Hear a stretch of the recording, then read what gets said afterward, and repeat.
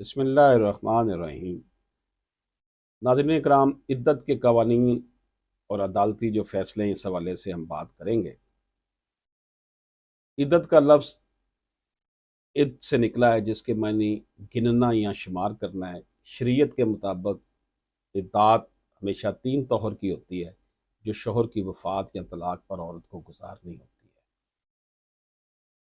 سب سے پہلے ہم بات کریں گے حاملہ عورت کی عدت۔ عام عوام کہتی ہے کہ حیض یا حاملہ عورت کو طلاق دینے سے طلاق نہیں ہوتی، حالانکہ طلاق ہو جائے گی۔ البتہ ساری زندگی سوچا کہ اپنی بیوی کو طلاق دوں گا، مگر زبان سے نہیں کہا تو طلاق نہیں ہوگی۔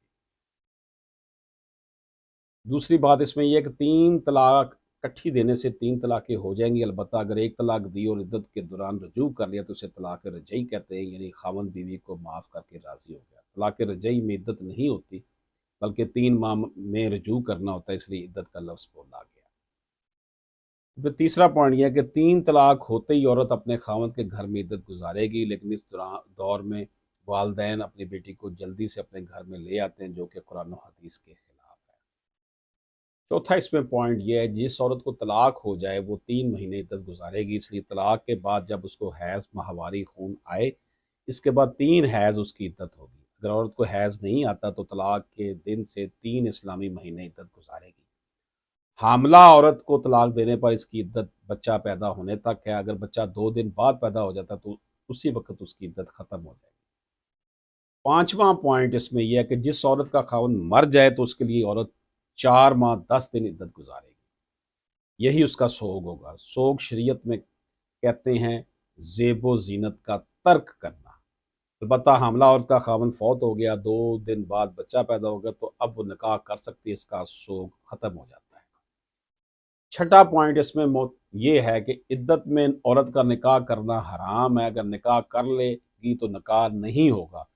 خاوند کے علم میں ہو کہ عدت میں ہے لیکن پھر بھی نکاح کر لے تو دونوں گناہ گار ہیں، توبہ کریں اور دوبارہ نکاح کریں گے۔ عدت میں عورت کو نکاح کا پیغام باقاعدہ طور پر نہیں دے سکتے، البتہ اشارتاً دے سکتے۔ عدت کے بعد کوئی صدقہ کرنا یا اپنوں کے گھر رہ جانے کا حکم شریعت کا نہیں، بلکہ عوام کی اپنی سوچ۔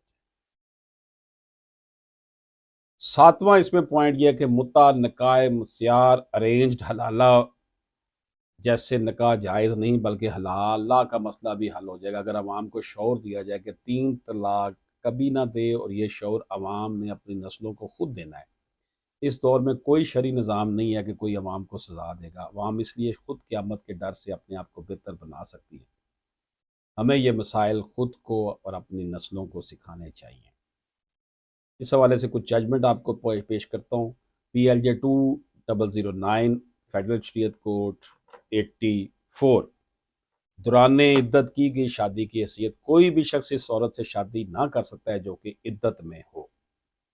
اسی طرح PLJ 2009 FSC 84، عدت وہ مدت ہے جس کی مدت ختم ہونے پر ایک طلاق یافتہ یا بیوہ کو دوسری شادی کرنے کے لیے لازمی گزارنی ہوتی ہے۔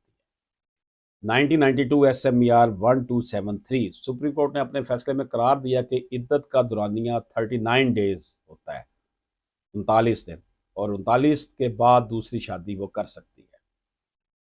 PLJ 2015 SCAJK 56، اللہ تعالیٰ نے بیوی کو حق دیا ہے کہ اگر اس کو طلاق دی جائے تو اپنے خاوند سے عدت کا خرچہ حاصل کر سکتی ہے، جس کی ادائیگی خاوند کی ذمہ داری ہے۔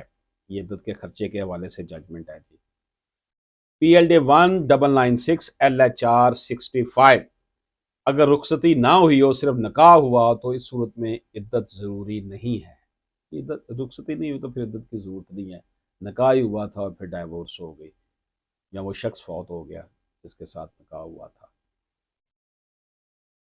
2017 CLC سندھ 516، دوران عدت اگر عورت کا شوہر فوت ہو جائے تو طلاق مؤثر نہ ہوگی، بیوی شوہر کی وراثت سے حصہ لینے کی حقدار ہوگی۔ 1998 SMER 1812، supreme court of Pakistan کا فیصلہ، اگر طلاق کے بعد دوران عدت خاوند فوت ہو جائے تو بیوی کو بطور بیوہ شوہر کی وراثت میں سے حصہ ملے گا۔ ناظرین کرام، یہ کچھ ججمنٹ آپ کی خدمت میں پیش کی ہیں عدت کے حوالے سے۔